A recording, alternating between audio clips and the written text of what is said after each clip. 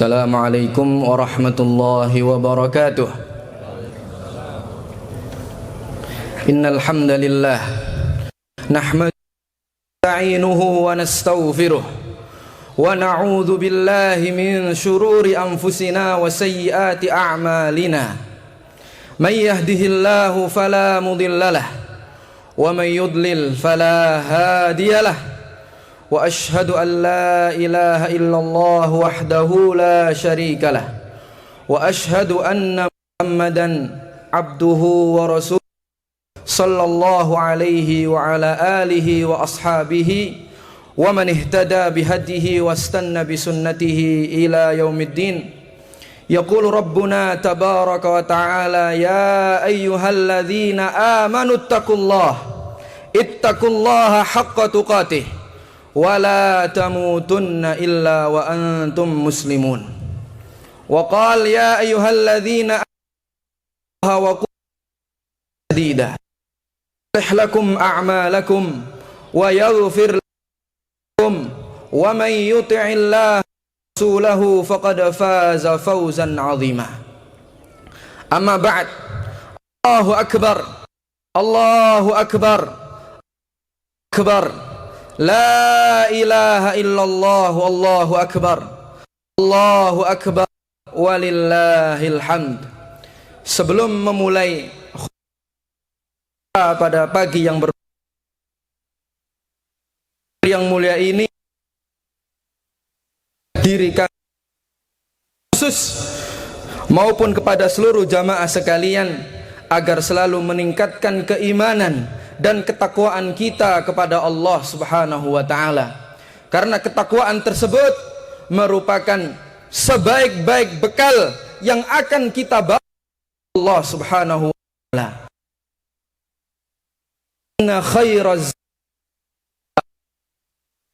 Karena sebaik-baik bekal adalah takwa kita kepada Allah Subhanahu wa ta'ala, menjalankan perintah-perintah Allah dan menjauhi larangan-larangan. Allahu akbar, la ilaha illallah wallahu akbar, Allahu akbar walillahil hamd. Ayyuhal muslimun, pada pagi ini kita menengungkan tasbih, tahmid. Kenapa kita bertakbir? Karena sejatinya yang besar hanyalah Allah Subhanahu wa ta'ala, yang agung hanyalah Allah Subhanahu wa ta'ala. Sedangkan selain Allah Subhanahu wa ta'ala maka itu kecil. Masalah-masalah kita itu kecil, apapun selain Allah itu kecil. Kemudian kita bertahlil, membaca la ilaha illallah, karena tidak ada Tuhan yang berhak disembah, tidak ada sesembahan yang patut disembah, tidak ada sesembahan yang layak untuk disembah melainkan Allah Subhanahu wa ta'ala. Kita hanya menghambakan, kita hanya mengabdikan diri kita hanya Allah Subhanahu wa ta'ala, bukan kepada yang lain. Maka ini adalah tauhid, ajaran yang dibawa Nabi Muhammad sallallahu alaihi wasallam. Walaqad ba'atsna fi kulli ummatir rasulan an i'budullah wajtanibut taghut. Dan benar-benar sungguh telah kami utus kepada setiap umat seorang rasul. Apa tugasnya? Dia menyeru kepada Allah dan melarang untuk beribadah kepada selain Allah, yaitu kepada sembahan itu ditinggalkan. Maka ini ajaran tauhid, intisari ajaran tauhid yang dibawa oleh para nabi dan juga para rasul-rasul Allah Subhanahu wa ta'ala, yang ajaran tauhid tersebut yang senantiasa kita pegang sampai kapanpun dan apapun konsekuensinya. Kemudian kita bertasbih, mensucikan Allah Subhanahu wa ta'ala, karena segala kesempurnaan hanya milik Allah dan segala kekurangan mengatakan al-kamalu lillahi wahdah wan naqsu lil makhluqat, bahwasanya kesempurnaan itu hanyalah milik Allah Subhanahu wa ta'ala, dan segala kekurangan itu milik makhluk. Sekuat apapun dia, sehebat apapun dia, maka dia tetap makhluk yang banyak kekurangan, yang banyak kelemahan. Maka kita mensucikan Allah Subhanahu wa ta'ala dari kekurangan. Allah Subhanahu wa ta'ala, karena sejatinya kebaikan-kebaikan yang sampai kepada diri kita, semuanya itu karena kehendak dan kekuasaan Allah Subhanahu wa ta'ala. Bukan karena kemampuan kita, bukan karena kepintaran kita, bukan karena kepiawaian kita, tapi seluruhnya itu datangnya dari Allah Subhanahu wa ta'ala semata. La haula wala quwata illa billah. Allahu akbar, Allahu akbar, la ilaha illallah, wallahu akbar, Allahu akbar, walillahil hamd.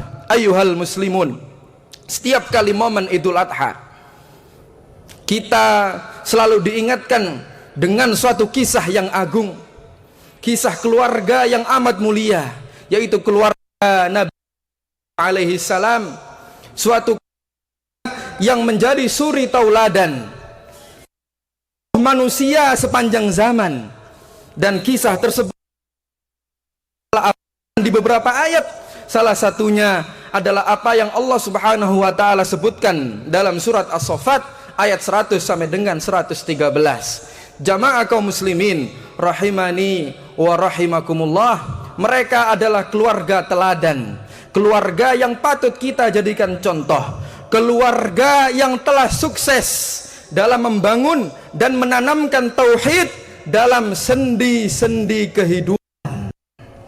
Maka keluarga Ibrahim adalah keluarga yang harus kita contoh dalam menanamkan tauhid dalam kehidupan berkeluarga, keluarga kita.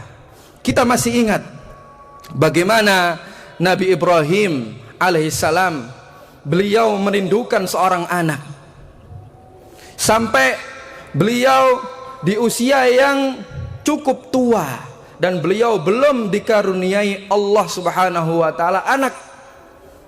Tapi beliau senantiasa berdoa kepada Allah Subhanahu wa ta'ala, tidak berputus asa kepada Allah Subhanahu wa ta'ala, senantiasa berdoa kepada Allah. Maka berapa tahun kita menunggu kehadiran orang, apa tahun, apa 10 tahun, apa 15 tahun, apa 10 tahun, Nabi Ibrahim alaihissalam biasa berdoa kepada Allah. Beliau, Rabbi habli minas shalihin, fabasyarnahu bigulamin halim. Ya Rabb, wahai Rabbku, berikanlah kepadaku seorang keturunan yang termasuk orang-orang yang soleh. Karena beliau selalu berdoa kepada Allah, maka kata Allah, kami memberikan kabar gembira kepadanya dengan seorang anak yang halim, seorang anak yang penyabar, seorang anak yang memiliki sopan santun dan akhlak yang mulia. Allahu akbar, Allahu akbar, Allahu akbar, alhamdulillah. Kemudian Nabi Ibrahim dikaruniai oleh Allah Subhanahu wa ta'ala seorang anak melalui ibunda Hajar. Kita tahu bagaimana selama berpuluh-puluh tahun beliau menantikan kehadiran seorang anak yang nanti-nanti, yang bukan hanya sebagai keturunan tapi juga sebagai pewaris risalah kenabian. Pewaris risalah kenabian. Namun Allah Subhanahu wa ta'ala memiliki jalan yang lain. Allah Subhanahu wa ta'ala memiliki takdir yang lain. Allah Subhanahu wa ta'ala ingin menguji Nabi Ibrahim anak tersebut. Allah Subhanahu wa ta'ala ingin menguji Nabi Ibrahim. Apakah cinta Nabi Ibrahim alaihissalam kepada Allah Subhanahu wa ta'ala itu adalah cinta yang tidak tertandingi, ataukah cinta Nabi Ibrahim kepada sang anak yang beliau damba-dambakan tersebut, ataukah cinta beliau kepada sang anak tersebut bisa menandingi cintanya kepada Allah Subhanahu wa taala, maka Allah Subhanahu wa taala mengujinya. Firman Allah Subhanahu wa taala, "Falamma balagha ma'u sa'i, qala ya bunayya inni ara fil manam anni adzbahuk fanzur madza tara." Ketika anak tersebut sudah sampai kepada umur yang sanggup untuk berusaha bersama-sama dengan Nabi Ibrahim alaihissalam, maka beliau mengatakan, "Wahai anakku, sesungguhnya aku melihat pada mimpiku aku menyembelih dirimu. Fanzur madza tara." Maka pikirkanlah, apa pendapatmu? Maka sang anak mengatakan, "Qala ya abati fa'al ma tu'mar, satajiduni insyaallahu minas sabirin." Wahai ayahku, if'al, lakukanlah apa yang diperintahkan kepadamu, jangan ragu-ragu. Satajiduni insyaallahu minas sabirin, niscaya engkau mendapatku sebagai orang-orang yang sabar. Maka jamaah sekalian, rahimani wa rahimakumullah, Nabi Ibrahim berada di dalam dua pilihan. Pilihan yang pertama mengikuti perasaan hati beliau, yaitu dengan meninggalkan Ismail, tidak menyembelihnya. Atau pilihan yang kedua, mengikuti perintah Allah Subhanahu wa taala dengan menyembelih anaknya Ismail. Maka kejadian seperti inilah, momen-momen seperti inilah yang sering kita rasakan dalam kehidupan kita sehari-hari. Kita memilih mengutamakan Allah dan Rasulnya, ataukah kita memilih Ismail yang ada di sekeliling kita? Dua pilihan. Maka Ismail kita itu adalah sesuatu yang melalaikan kita dari Allah Subhanahu wa taala. Ismail seluruh hal yang membuat kita enggan untuk melaksanakan perintah Allah. Ismail di tengah kita adalah sesuatu yang membuat kita malas, membuat kita menolak kebenaran. Ismail di sekitar kita adalah sesuatu yang membuat kita melanggar perintah-perintah Allah Subhanahu wa taala, melanggar larangan-larangan Allah Subhanahu wa taala. Maka ini harus kita pikirkan. Ini harus kita pikirkan bagaimana beliau di sini mendapatkan dua pilihan. Maka jamaah yang dirahmati oleh Allah Subhanahu wa taala, anak-anak kita, bapak-bapak kita, keluarga kita, istri kita, harta kita, rumah-rumah kita, bisnis-bisnis kita, perniagaan kita, jangan kita mencintai seluruh hal tersebut melebihi cinta kita kepada Allah dan Rasulnya, dan juga berjihad di jalan Allah Subhanahu wa ta'ala. Jangan sampai hal-hal ini mengalahkan pengorbanan kita demi menegakkan agama Allah Subhanahu wa ta'ala. Karena kalau kita lebih mencintai apa yang kita sebutkan tadi, maka kita telah mengambil jalan yang keliru. Kita telah menanam benih-benih kehancuran. Kita telah menanam benih-benih kerugian nanti di akhirat. Oleh karena itu Allah Subhanahu wa taala berfirman, "Qul in kana aba'ukum wa abna'ukum wa ikhwanukum wa azwajukum wa ashiratukum wa amwalun iqtaraftumuha wa tijaratun takhshawna kasad wa masa ahabba ilaikum minallahi wa rasulihi wa jihadin fi sabili fatarabbasu hatta ya'tiyallahu bi amri." Katakanlah wahai Muhammad, kalau seandainya bapak-bapak kalian, anak-anak kalian, saudara-saudara kalian, istri-istri kalian, keluarga kalian, dan harta yang kalian kumpulkan untuk rugi, dan tempat tinggal yang kalian sukai, ahabba ilaikum minallahi wa rasuli, itu lebih kalian cintai daripada Allah dan Rasulnya, maka tunggulah sampai Allah Subhanahu wa ta'ala mendatangkan keputusan bagi kalian. Maka para jamaah yang dirahmati oleh Allah Subhanahu wa taala, Nabi Ibrahim beliau disebut yaitu derajat kecintaan yang paling tinggi, yang tidak ada hatinya kecuali di situ adalah kecintaan kepada Allah Subhanahu wa taala. Maka kisah Nabi Ibrahim tersebut menjadi pelajaran bagi kita semua agar kita senantiasa lebih mendahulukan Allah dan juga Rasulnya daripada apa yang ada di sekitar kita. Ayyuhal muslimun rahimani wa rahimakumullah. Kemudian Nabi Ismail alaihi salam, seorang pemuda yang cerdas, seorang pemuda yang sangat luar biasa, seorang pemuda yang dahsyat, seorang pemuda yang di atas rata-rata. Bagaimana ketika alaihi salam mendapatkan perintah tersebut, ketika kepadanya perkataan tersebut, maka beliau pun menyambut dengan penuh kesabaran, menyambut perintah Allah Subhanahu wa taala dengan penuh kesabaran, dengan penuh kerelaan. Bahkan bukan hanya itu, beliau alaihi salam menguatkan tekad ayahandanya Nabi Ibrahim alaihi salam jangan sampai ragu-ragu untuk melaksanakan perintah Allah.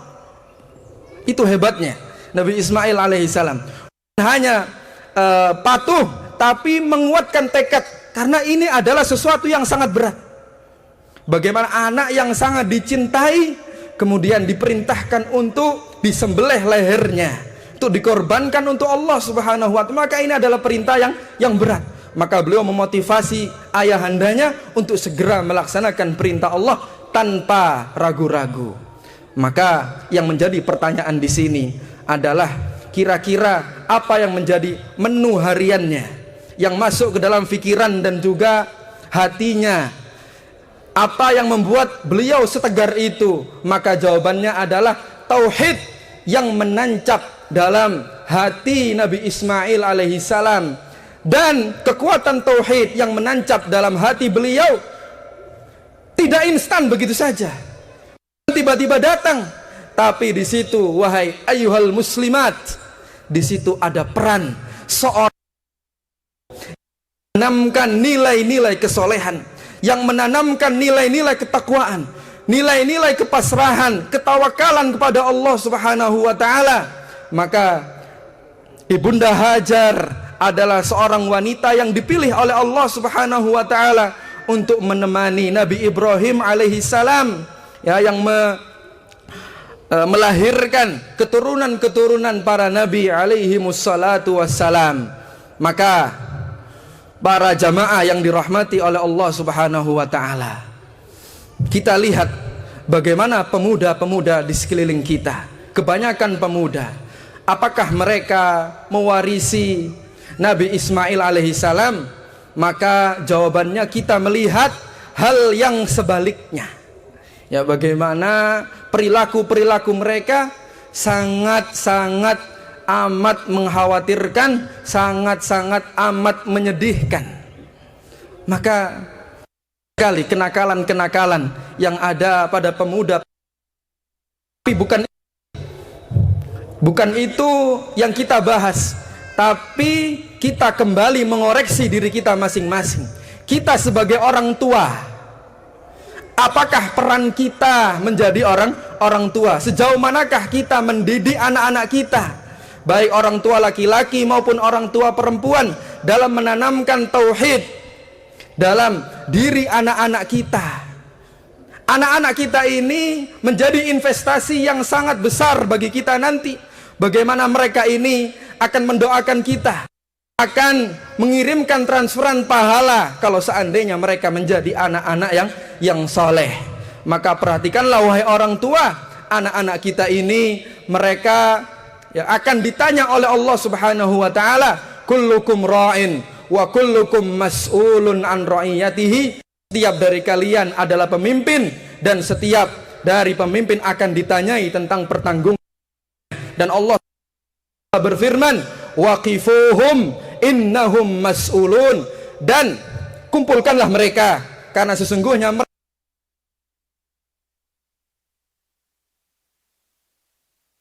kerjakan yang menjadi tanggungan mereka, yaitu anak-anak mereka. Aqulu ma tasma'un wa astaghfirullahal aliyyal azim li wa lakum fastaghfiruh innahu huwal ghafurur rahim.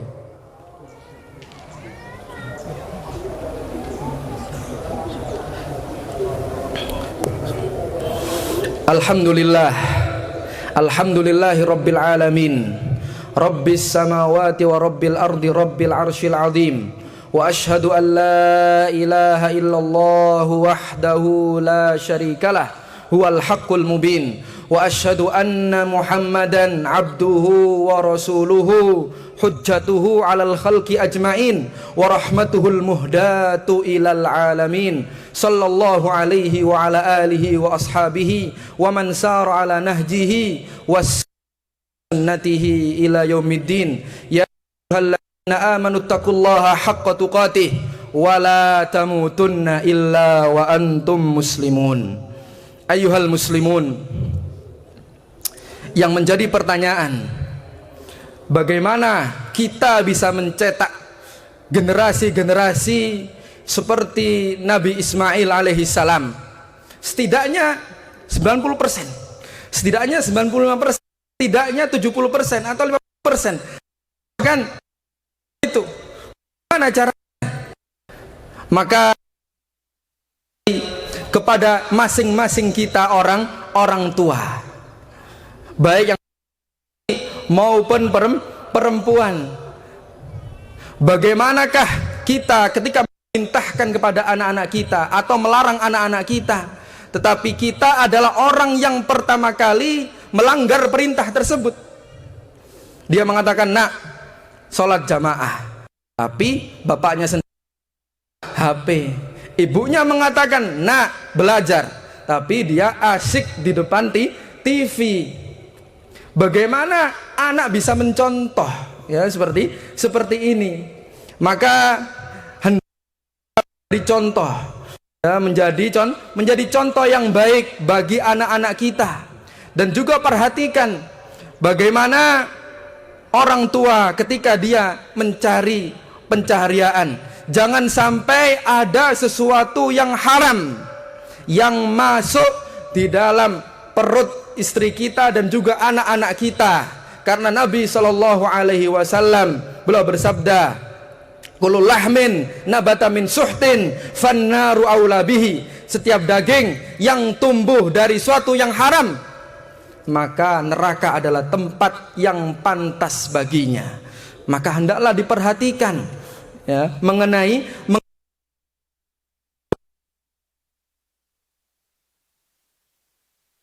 antara orang tua perempuan dan tua laki-laki. Bukan hanya kita menitik beratkan pendidikan anak tersebut kepada istri kita, tapi dalam pendidikan kepada anak, di situ harus ada saling tanggung jawab antara orang tua laki-laki dan orang tua perempuan.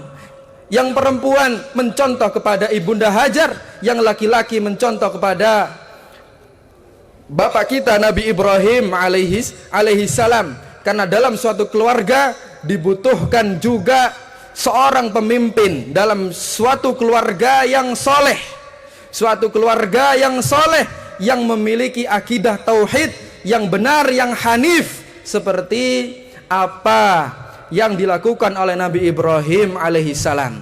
Maka ketika itu insya Allah kita akan mencetak generasi-generasi yang bertauhid kepada Allah Subhanahu wa taala, yang istiqomah di jalan Allah Subhanahu wa taala. Kenapa? Karena pada dasarnya anak-anak kita ini mengikuti kita. Yang mereka ikuti adalah orang tuanya, selain gurunya, selain yang lain. Karena pada dasarnya anak-anak kita ini dikatakan oleh Nabi SAW, kullu mauludin yuladu alal fitrah fa abawahu yuhawwidanihi au yunassiranihi au yumajjisanihi. Setiap anak yang dilahirkan itu dilahirkan di atas fitrahnya mereka masing-masing. Maka kedua orang tuanya lah yang membuat dia Yahudi, yang membuat dia Nasrani, yang membuat dia Majusi.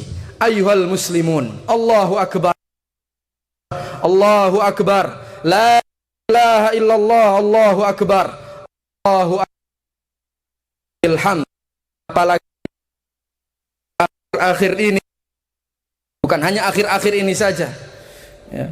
Apa yang kita saksikan di media sosial dan juga lingkungan sekitar kita, bahwa kita zaman ya, di zaman fitnah, mana kita diserang dari media-media dan lain sebagainya ya, yang bisa merusak tauhid anak-anak kita, yang bisa merusak moral ya anak-anak bangsa dan lain sebagainya. Maka kembali lagi peran orang tua untuk untuk melindungi anak-anaknya tersebut daripada serangan-serangan dari orang-orang luar Islam yang ingin merusak agama kita, yang ingin merusak akidah dan tauhid kita yang telah kita pegang sampai saat ini. Maka Allah Subhanahu wa taala berfirman, "Qul sadaqallah fattabi'u wa ma maha benar Allah, maka ikutilah millah Ibrahim, agama Nabi Ibrahim yang lurus. Wa makana minal musyrikin, dan beliau bukanlah orang-orang yang musyrik." Maka semoga yang sedikit ini bermanfaat bagi kita pada Allah Subhanahu wa taala untuk memperbaiki keadaan kita, untuk memperbaiki orang tua kita, untuk memperbaiki keadaan anak-anak bangsa, dengan kita selalu menjadikan contoh yaitu Nabi Ibrahim dan juga Nabi yang lainnya. Mereka adalah benar-benar contoh yang harus kita contoh.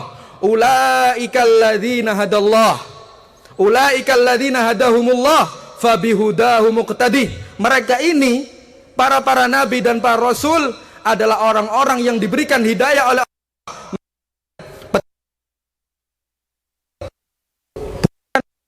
mengikuti orang-orang yang lain, bahkan mengikuti orang-orang yang tidak pernah ya dihadap mengikuti bagaimana nabi-nabi dan para rasul alaihi salatu wassalam.